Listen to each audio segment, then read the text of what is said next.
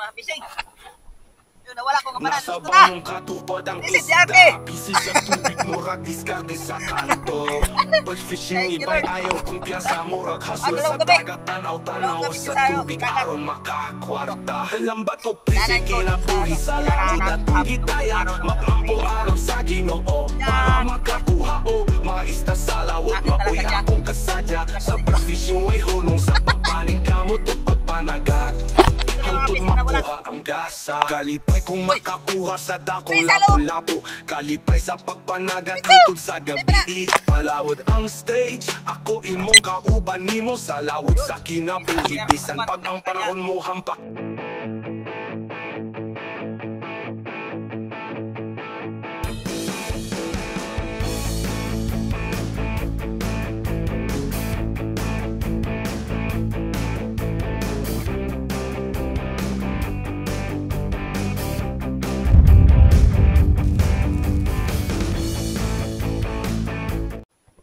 Ayan mga ka-fishing, nandito na kami. Buwang ko itong pana. Ayan lang kung sa gamit itong mga pana. Na ganito. Try natin kung kaya ito. Ayan sila ni Christian.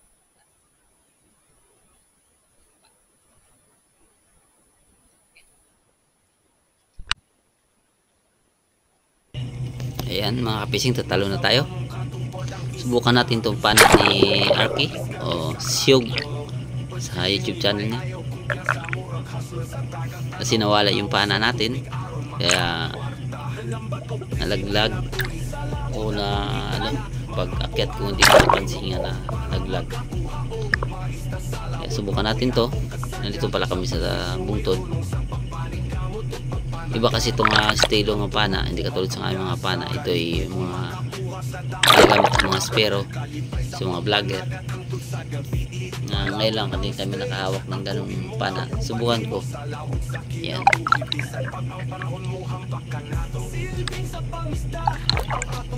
Sa paghila pa lang hindi pa sanay talaga sa ganyan dahil iba yung gamit namin. Mas malalaki pang gama dyan pero hindi namin kabisado paano paghilan.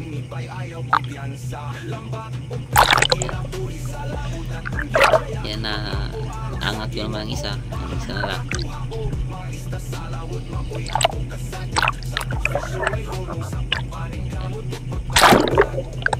Hindi talaga sanay. Yan, ingat ko na siya. Yan, samahan nyo kami mga fishing sa aming adventure.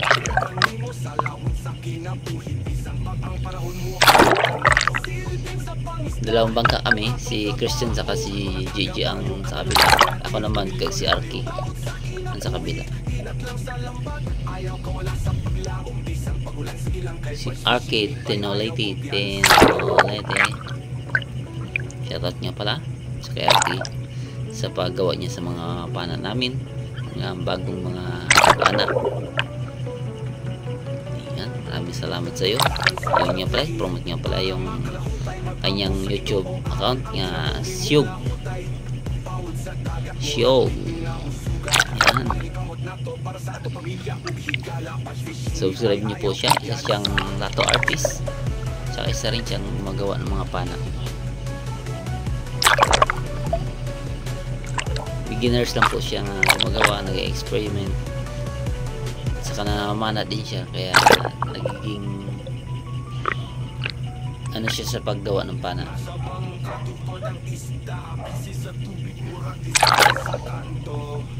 Excited siya magawa sa mga pana at saka yun sa pamana din excited siya. Flapper nga pala yung gamit niya, kami panyapak yung fiber. Saka mayroon kami dalang props o decoy. Ang katawag sa amin ay kati. Dito tayo ng tangigi. Kaso hindi lang natin makita sa camera dahil nakatingala yung camera natin. Yun, pinana ko na. Yan, tinamaan naman. Sa bagong hawak kong pana. Yan, salamat ko dahil kahit paano, kahit malayo yung tangigi, sinubukan ko kung makaya niya. yun, inabot niya. Pero nga lang hindi maganda yung tama. Yes, yun, sumigaw ako ng second shot sa kasama ko. Sana matulungan para nga hindi makapitaw. Sabi ko kasi ang ano ko talaga, kung makahuli mamaya, isa man o dalawa, basta mahuli sa panan niya, magkilaw kami. Kasi yun, tinawag ko siya nga, tinawag pa second shot ko sa kanya. Isayang.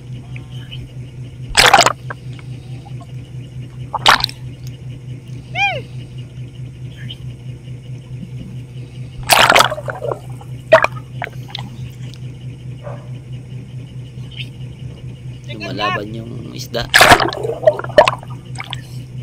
Yan, nandiyan na sa, nagpatabi na siya sa akin. Lapit na siya, nasa 4 na dito. Hindi siya makita sa camera dahil hindi ko napansin, nakatingala pa yung camera ko. Kasi yung gamit ko sa camera hindi naman DIY lang. Pag maipit siya ng guma, umaangat.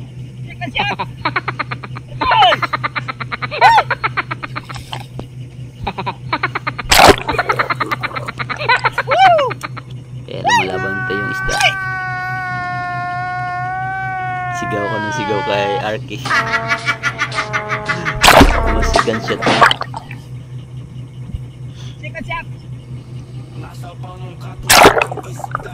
Yan. Sa wakas lumapit din siya.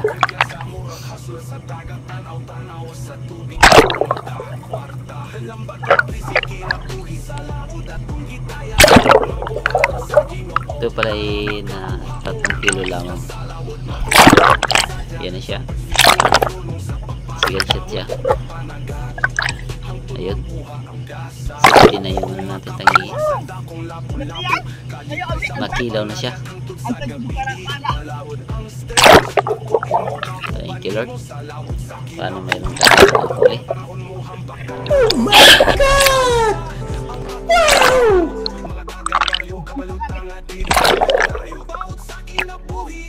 Lang sa lambat, ayaw ka wala sa paglaong. Bisan pagulan, sige lang kay Bass Fishing ni Bay, ayaw kumpiyansa. Lambat, umpisi kinabuhi sa lawod at makampo araw sa Ginoo para makakuha o maista sa lawod. Mapuy akong kasadya sa Bass Fishing way hunong sa papaning kamot o pagpanagag. Hangtod makuha ang gasa, kalipay kung makakuha sa dakong lapo-lapo. Kalipay sa pagpanagat hangtod sa gabi. Lawod ang stage, ako imong kauban nimo sa lawod sa kinabuhi. Bisan pag ang panahon mo hampakan nato. Pilipin sa pangista, ang atong trabaho. Mga taga-baryo, kabalong kaya dito milyonaryo. Bawat sa kinabuhi, inat lang sa lambat. Ayaw ka wala sa paglaong. Bisan pagulan silang kay Bass Fishing ni Bay, ayaw kumpiyansa.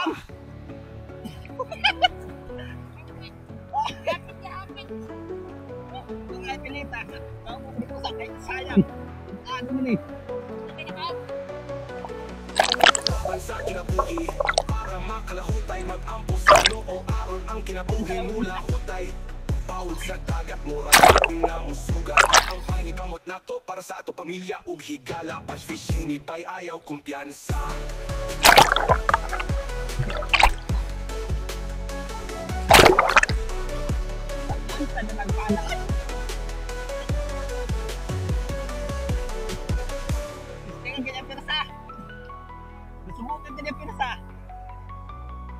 Nasa bang katupad ang isda, busy sa tubig, murag diskarte sa kanto. Laban sa kinabuhi para makalahutay, mag-ampo sa Ginoo aron ang kinabuhi mula hutay. Bawat sa dagat, mapit na musugat. Ang paning kamot na to para sa ato pamilya ug higala. Bass Fishing ni Bay, ayaw kumpiyansa.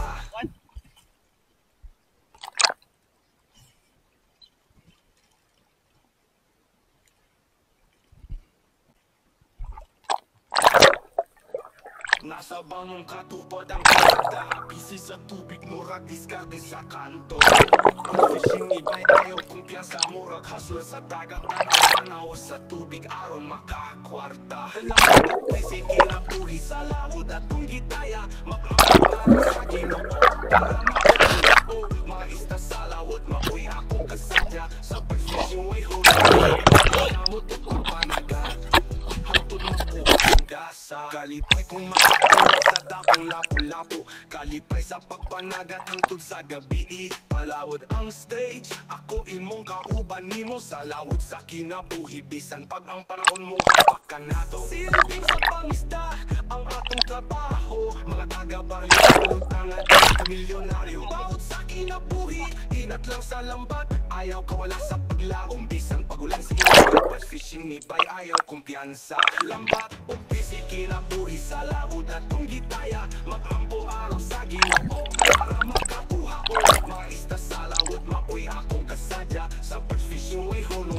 Papaning kamot o pagpanagat hantod makuha ang dasa. Kalipay kung makakuha sa dakong lapu-lapu. Kalipay sa pagpanagat hanggang sa gabi. Palawod ang stage, ako imong kauban nimo sa lawod sa kinabuhi. Bisan pag ang panahon mo hampakan nato. Silbing sa pangisda, ang atong trabaho. Mga taga-baryo, kabalutang at di milyonaryo. Bawat sa kinabuhi, ilang sa lambat. Ayaw kawala sa paglago. Bisan pagulan sa ilang kay Bash Fishing ni bay, ayaw kumpiyansa.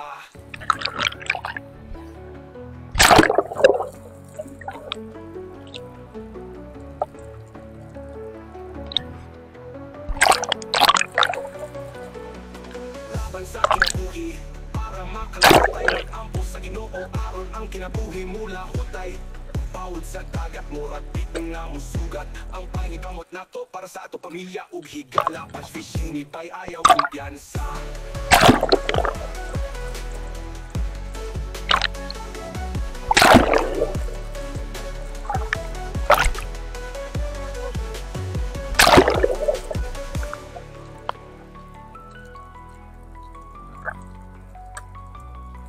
Nasa bangong katupad ang isda, busy sa tubig, murag diskarte sa kanto. Laban sa kinabuhi para makalahutay, mag-ampo sa Ginoo aron ang kinabuhi mula hutay. Bawod sa dagat, murag na musugat. Ang paning kamot nato para sa ato pamilya ug higala. Bash Fishing ni bay, ayaw kumpiyansa.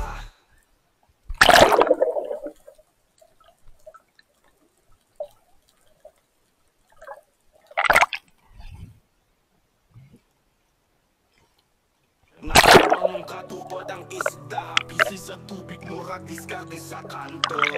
Bash Fishing ni bay, ayaw kumpiyansa, murag hustle sa dagat.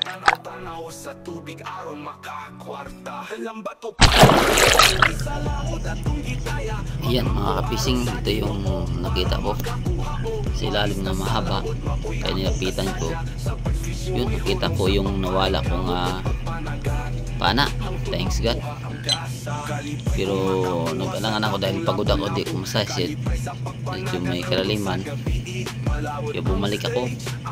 Sige, slow mo lang natin pag video.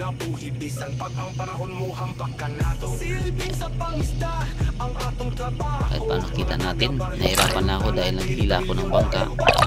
Ay malakas din ang agos, dagat sa hangin, kaya naiwan ako ng bangka. Ayan, kasi nahihila ko yung inaano ko lang, sabay lang sa bangka.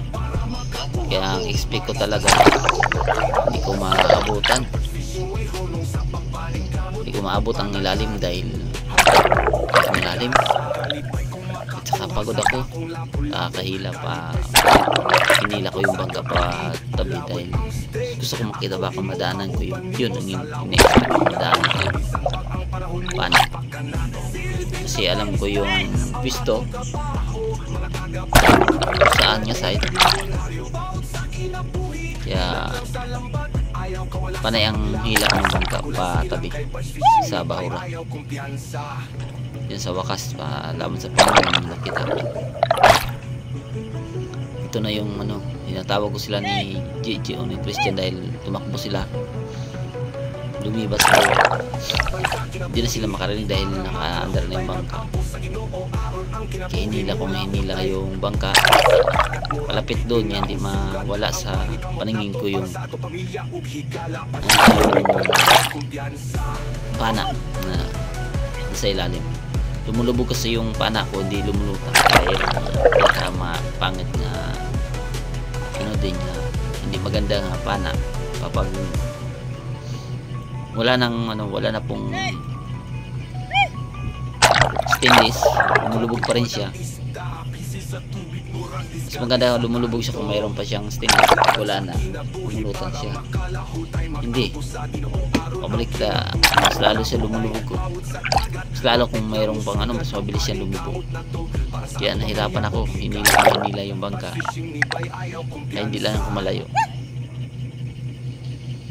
Panay ang piga. Tinawag ko rin ang kasama ko si Siog o Arky. Yan ang mayari ng panang ang ginagamit ko. Siya ang mayari. Kaya hinila ko yung bangka para mapunduhan ko dahil meron tayong pundo nga dala. Pinabayaan ko na yung payaw ko. Basta hinila ang bangka. Hirap ako meron tayong panang ang hawak. Kasi wala pa yung kasama ko nandiyan, kasama ko maibigay ko sana ng panang para mahila ko ng maayos ang bangka. Kaya pagod na pagod ako.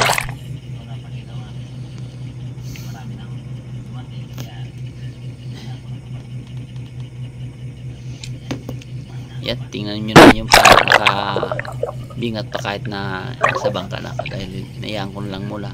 Pasang kasi kung mahagis ko yung ang pundo, hindi malayo dun sa akin pana. Ayan, nagis ko na. So wakas naman ay maabot yung tubig natin, saka kumagat kaagad dahil sa buhangin. Saka nagpahinga ako. Tinawag ko pa nga ang dalawa, baka lumingon. Wala talaga, ang tagal ng tawag ko. Kaya yun ko kasi sarili ko, hindi ko mahabot.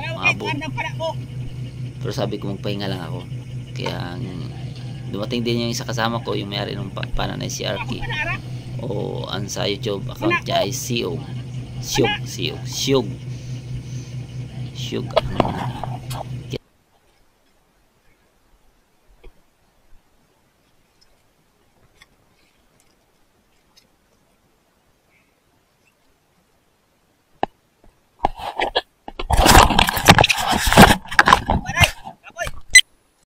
Ayan mga fishing.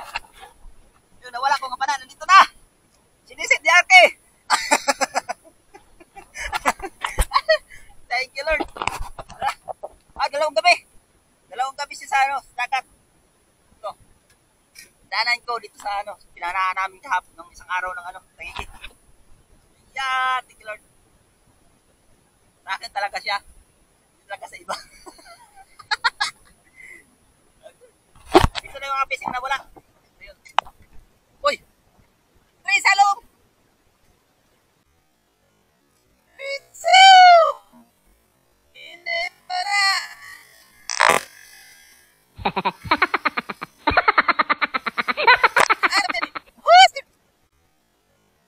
Pizza!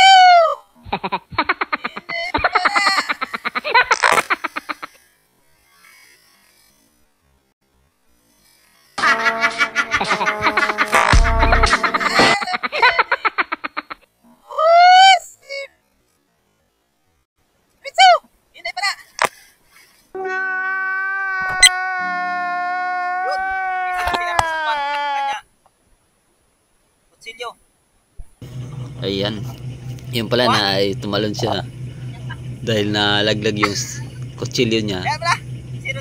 Tumalon siyang walang flapper. Yan, panyapak niya. Bayaan mo na lang, sisiring ko na lang kasi abot ko naman yan dahil naabot ko nga yung pana ko, yung patalaga yung kutsilyo nasa tabi lang, nasa bangka lang. Sisiring ko na lang yan mamaya, sabi ko. Sabi niya, hayaan mo na lang. Ayun na talaga mag-isip makuha pa. Yung ginawa ko, sinisid ko at saka binigay niya sa akin. Ayan, nandito na, nagkilaw na kami. Nandiyan sila ni Christian bumalik. Ay, wala sila nakaharap ng tangigi. Yan na yung huli nating tangigi. Kaninang hindi nakita pag pana dahil nakaangat yung camera ko. Sabi ko, unang huli ng pana niya, magkilaw tayo. Kinilaw namin yung pasikan shot ko sa kanya. Yan, para makatikim din naman ng kasama namin. Yan, nagawa ng mga pana ng sariwang tangigi, kinilaw. Yan, masaya kami. Pero bagong ano pa lang siya, kaya hindi pa siya ang pinag-uusapan namin yung pagpana niya ng tangigi, nga hindi siya nakahuli. masaya sa ano nga, nakita ko rin ng pana.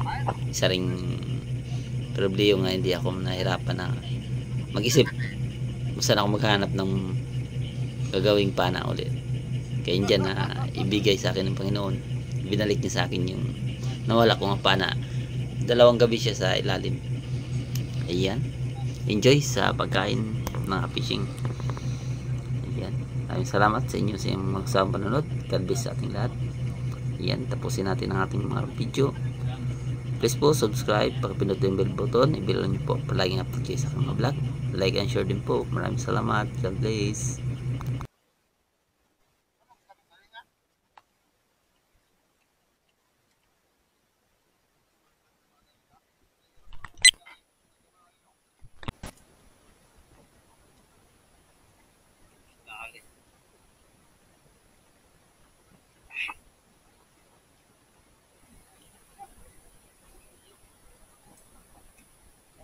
Eh, bantin na lalik. Kupat, balimoy. Balimoy! Bangga.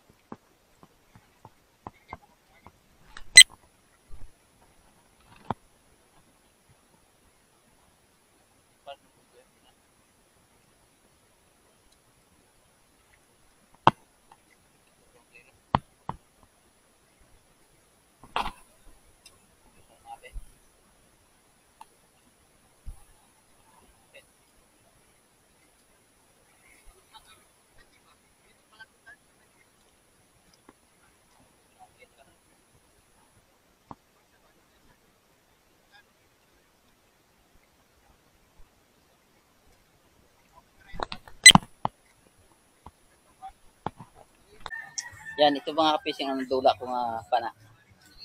Binalikan ko doon 2 araw na, nung Friday to, ngayon linggo na. Ito sa pinanaan namin sa Bahura, sa may Pultod. Daan ako para talagang magpakuha talaga sa akin yung pana ko. Yan. So, yung gamit ko kanina, ito yun, ng bago. Kinuhaan ko ng guma, kinuhaan ng mayari ng guma. Ito yun. May huli ako 1 piraso. Nakahuli na to 1 piraso. Bago to. Malaki pang katawan. Mahirap pa, bigat pa dalhin.